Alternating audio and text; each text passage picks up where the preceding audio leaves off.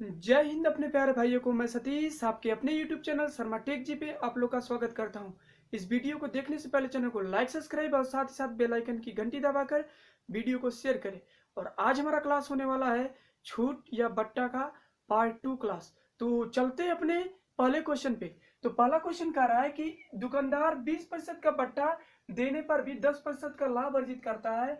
क्रय मूल्य और अंकित मूल्य का अनुपात ज्ञात कीजिए। तो सबसे पहले देखिए, पहले कितने प्रतिशत का बट्टा दे रहा है? 20% का बट्टा, मतलब छूट दे रहा है।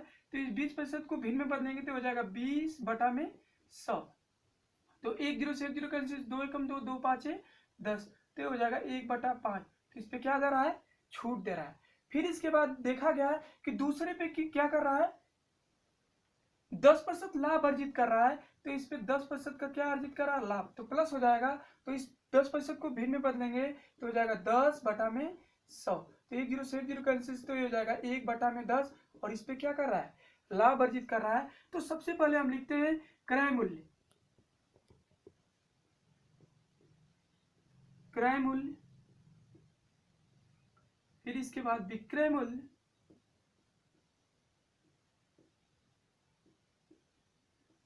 फिर इसके बाद होता है अंकित मूल्य।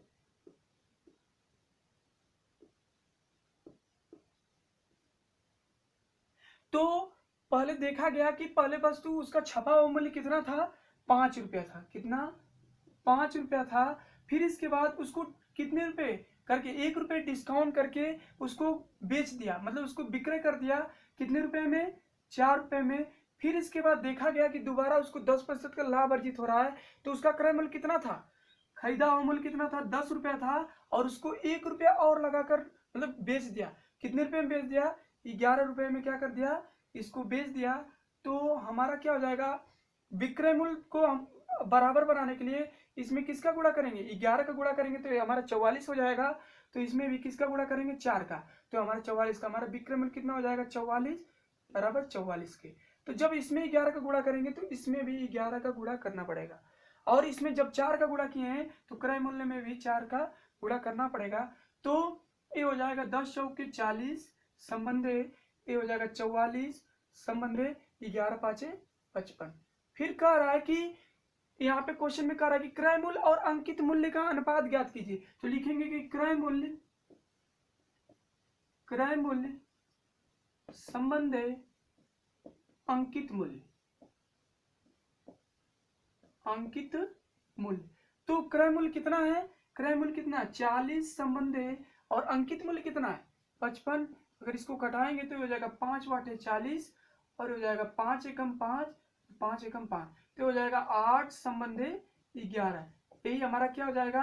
आंसर हो जाएगा। अगर इसको सेकेंड मेथड की बात करें, मतलब कि इसको अगर और इजी तरीके से करें तो इसका सेकेंड मेथड ये है कि सबसे पहले हम क्या लिखेंगे? क्रय मूल्य। क्रय मूल्य, फिर इसके बाद लिखेंगे अंकित मूल्य।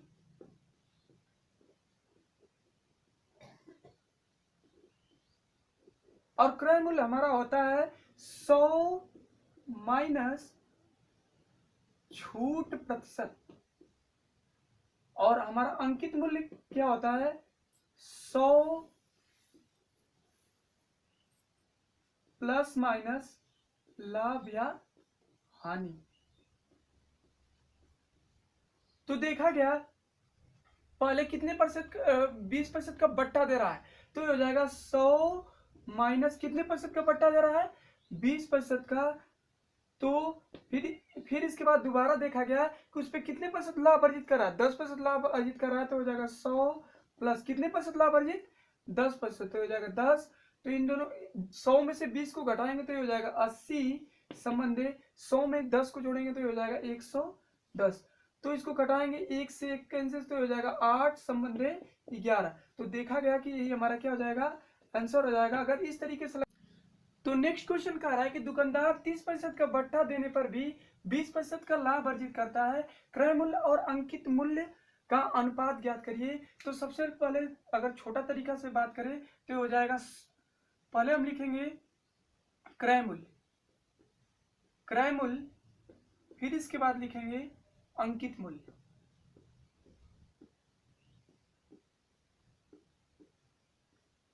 तो क्रय मूल्य हमारा क्या, क्रय मूल्य होता है 100 माइनस छूट प्रतिशत, और हमारा अंकित मूल्य होता है 100 प्लस माइनस लाभ या हानि प्रतिशत, लाभ या हानि। फिर इसके बाद देखा गया कि उस पर कितने प्रतिशत का बट्टा दे रहा है, छूट दे रहा है, 100 माइनस 30% का क्या दे रहा है, छूट दे रहा है। और उस पे अंकित मूल्य पे कितना कितना दे रहा है, उस पे 100 पे 20 रुपए का लाभ दे रहा है, मतलब 100 रुपए में 20% लाभ अर्जित करता है। तो ये हो जाएगा 100 में से 30 घटाएंगे तो ये हो जाएगा 70, और 100 और 20 जोड़ेंगे तो हो जाएगा 120। तो देखा गया कि इसका अनुपात कितना आया, 7:12। यही हमारा क्या हो जाएगा, आंसर हो जाएगा। तो चलते अपने नेक्स्ट क्वेश्चन पर। तो नेक्स्ट क्वेश्चन कह रहा है कि एक दुकान में एक घड़ी पर 825 रुपए की पर्ची लगी थी। विक्रेता ने अंकित कीमत पर 20% की छूट दे दी। यदि बिक्री कर पर उसे 10% का लाभ हुआ हो तो क्रय मूल्य ज्ञात करें। तो देखिए पहले हम यहाँ पे लिखेंगे क्रय मूल्य, क्रय मूल्य, फिर इसके बाद यहाँ पे लिखेंगे अंकित मूल्य।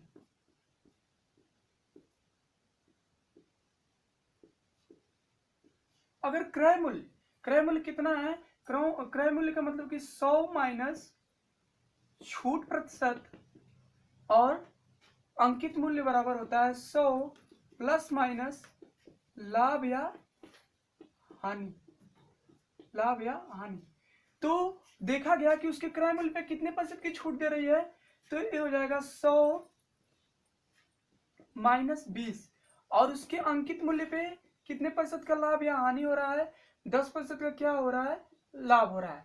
तो जोड़ेंगे तो हो जाएगा 80, 100 में से 20 को घटाएंगे तो हो जाएगा 80, और 100 में से 10 को जोड़ेंगे तो हो जाएगा 110। 10 से 10 कैंसिल करेंगे तो ये हो जाएगा 8, 8 संबंधे 11।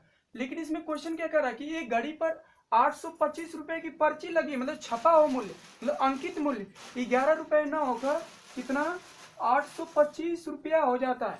तो कितने गुना ज्यादा, 11 77, और 82 में से 77 घटाएंगे तो क्या हो जाएगा 5, तो हो जाएगा 11 5 55, 75 गुना ज्यादा। तो ये भी कितने गुना ज्यादा, 75 गुना ज्यादा। तो गुणा करेंगे 8 5 40 को 0, 8 7 56, 56 और 4 60, 600 रुपया उसका क्या होगा, क्रय मूल्य होगा। 600 रुपया उसका क्रय मूल्य होगा। इसका एक और मेथड है।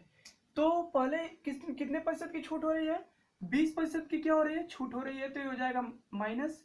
तो इस 20% को हम क्या किसमें चेंज करेंगे, भिन्न में चेंज करेंगे तो हो जाएगा 20/100। तो 10 से 10 कैंसिल, 2 एकम 2, 2 5 10, तो हो जाएगा 1/5।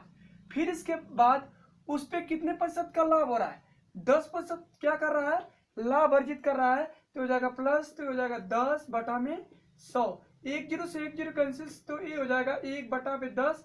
इस पे क्या कर रहा है, लाभ अर्जित कर रहा है। तो देखा गया, तो सबसे पहले लिखेंगे कि क्रय मूल्य,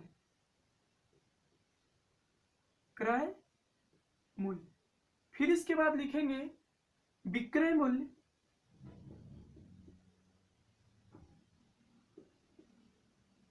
फिर इसके बाद लिखेंगे अंकित मूल्य।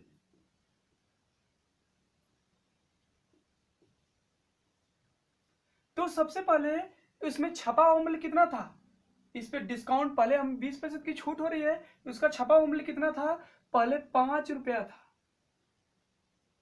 पहले 5 रुपया था। फिर इसके बाद 1 रुपया घट कर उसको कितने रुपए में बेच दिया, 4 रुपए में बेच दिया।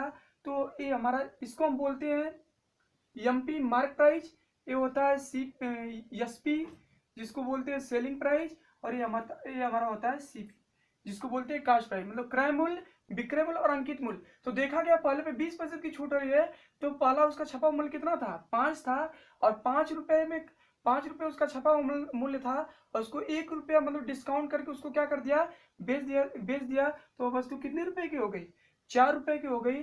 फिर इसके बाद दोबारा देखा गया कि उस पर 10% का क्या हो रहा है, उसके क्रय मूल्य पर 10% का क्या हो रहा है, लाभ हो रहा है, 10% का लाभ हो रहा है। तो अगर उसका क्रय मूल्य कितना रहा होगा, 10 रुपए रहा है, तो उस पर कितने रुपए का लाभ होगा, 1 रुपए का और लाभ होगा, तो हो जाएगा 11 रुपए।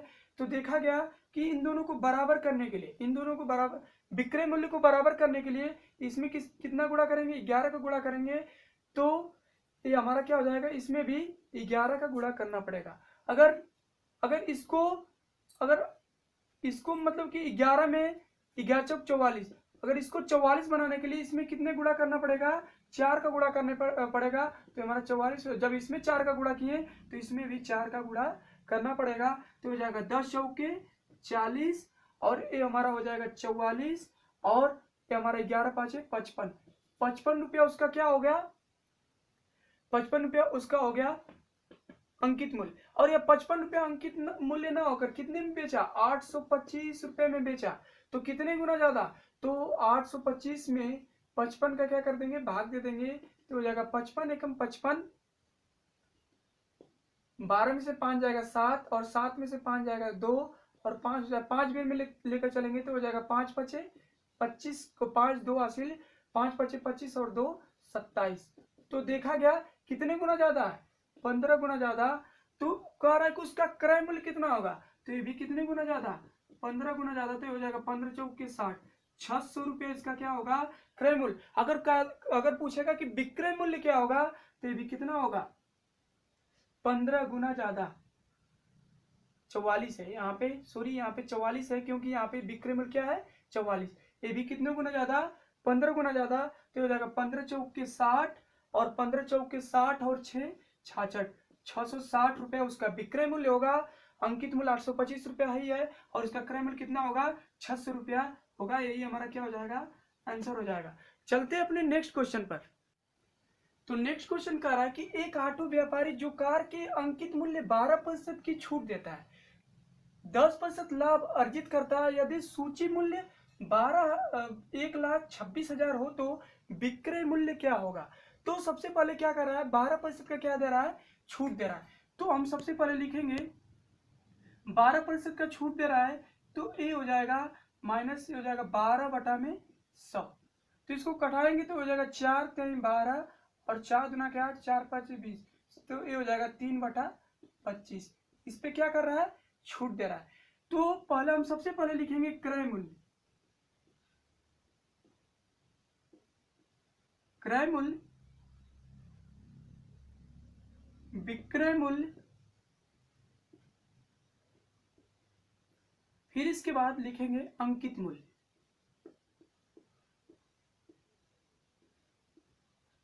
अंकित मूल्य, क्रय मूल्य को बोलते हैं सीपी और विक्रय मूल्य को बोलते हैं एसपी जिसको बोलते हैं सेलिंग प्राइस, और अंकित मूल्य को बोलते हैं एमपी जिसको बोलते हैं मार्क प्राइस। और देखा गया कि उसका छपा हुआ मूल्य कितना था, 25 रुपए था और उसको 3 रुपए डिस्काउंट दिया। कितने रुपए, 3 रुपए डिस्काउंट दिया तो कितने रुपए हो गए, 22 रुपए हो गए। फिर इसके बाद कह रहा है कि 10% फिर लाभ अर्जित करता है। फिर इस पे देखा गया कि 10% क्या कर रहा है, लाभ अर्जित कर रहा है। तो हो जाएगा 10/100, 1 0 से 1 0 कैंसिल तो हो जाएगा 1/10 और उस पे क्या कर रहा है, लाभ अर्जित कर रहा है। तो पहले उसका क्रय मूल्य कितना था, 10 था। तो फिर उसको कितने रुपए में बेचा, 1 रुपए में एक्स्ट्रा लगाकर बेचा। तो कितने रुपए में बेचा, 11 रुपए में बेचा। तो देखा गया इस विक्रय मूल्य को बराबर करने के लिए क्या करेंगे, तो 22 ही है। इसको अगर बराबर करने के लिए इसमें कितना गुणा करेंगे, 2 का गुणा करेंगे तभी हमारा तो 22 होगा। तो इसमें भी कितने गुणा करना पड़ेगा, 2 का।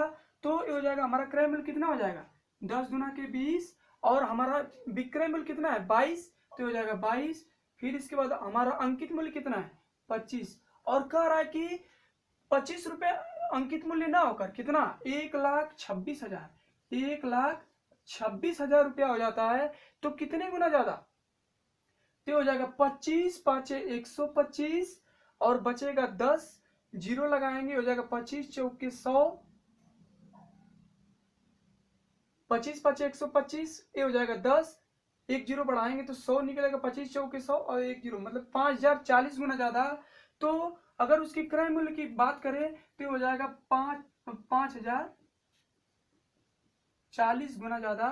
तो इसमें गुणा करेंगे 2 चौक के 8 और 0, 2 5 10, 1 0 और 1 0 यहाँ पे, मतलब कि कितना 1 लाख 1,08,000 रुपये, 1,08,000 रुपये उसका क्रय मूल्य होगा। अगर विक्रय मूल्य की बात करें तो ये भी कितने गुना ज्यादा, 5,040 गुना ज्यादा। तो 504 में 22 का गुणा कर देंगे तो हो जाएगा 2 चौके 8 0 2 5 10, ये हो जाएगा 2 चौके 8 0 2 5 10, तो 8 8 0 1 1, तो ये हो जाएगा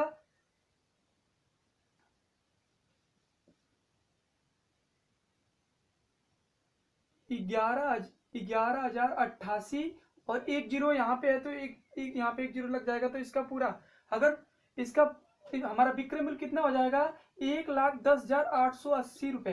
यही हमारा क्या हो जाएगा आंसर। अब पूछा क्या है कि उसका विक्रय मूल्य क्या होगा, तो 1,10,880। अगर क्रय मूल्य का पूछेगा तो 1,08,000 रुपए। और तो नेक्स्ट क्वेश्चन कह रहा है कि एक साड़ी के अंकित मूल्य पर 20% का एक बट्टा देने के उपरांत एक व्यापारी को 12% का लाभ होता है। यदि उसका अंकित मूल्य 840 रुपया है तो साड़ी का क्रय मूल्य कितना होगा।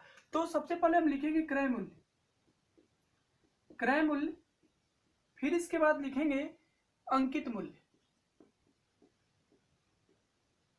अंकित मूल्य। क्रय मूल्य होता है 100 माइनस छूट प्रतिशत, और अंकित मूल्य होता है 100 प्लस माइनस लाभ या हानि, लाभ या हानि। तो इस पे देखा गया कि 100 रुपए पे कितने रुपए का छूट दे रहा है, 20% का छूट दे रहा है। कितने प्रतिशत का, 20% का। फिर उसके अंकित मूल्य पर कितने का लाभ हो रहा है, 12% का क्या हो रहा है, लाभ हो रहा है। तो 100 में से 20 को घटाएंगे तो क्या हो जाएगा 80 संबंध है, और 100 और 12 जोड़ेंगे तो ये हो जाएगा 112। तो देखा गया इसको कटाएंगे तो ये हो जाएगा 4 से कटाए 2 से कटाएंगे तो 2 चौके 8 0 और 2 5 10 और 2 6 12। फिर इसके बाद 8 से कटाएंगे तो 8 5 40 और 8 7 56।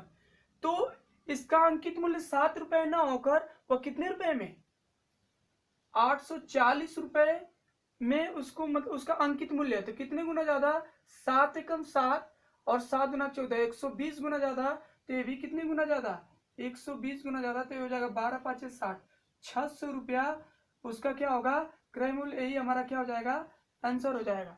चलते अपने नेक्स्ट क्वेश्चन पर। तो नेक्स्ट क्वेश्चन कह रहा है कि एक व्यापारी अपने अंकित मूल्य पर 10% छूट देकर 25% लाभ प्राप्त कर लेता है। तदनुसार यदि वस्तु का अंकित मूल्य 50 रुपया हो तो वस्तु का क्रय मूल्य ज्ञात कीजिए। तो सबसे पहले हम लिखेंगे कि क्रय मूल्य, क्रय मूल्य, फिर इसके बाद होगा अंकित मूल्य, अंकित मूल्य। तो हमारा क्रय मूल्य होता है 100 माइनस छूट प्रतिशत, और हमारा अंकित मूल्य होता है 100 प्लस माइनस लाभ या हानि। तो पहले देखा गया कि कितने पैसे छूट दे रहा है, 10% का छूट दे रहा है। तो 100 माइनस 10, और दूसरे पे क्या दे रहा है कि 25% का लाभ कमाते हो, 100 और प्लस 25। तो 100 में से 10 घटाएंगे तो हो जाएगा 90 संबंध है, और 100 और 125 जोड़ेंगे तो हो जाएगा 125। तो इसमें क्या करेंगे, 5 से कटाएंगे तो हो जाएगा 5 एकम 5 बचेगा 4, 40 हो जाएगा, 5 बटे 40, 5 गुना के 10 और 5 बचे 25।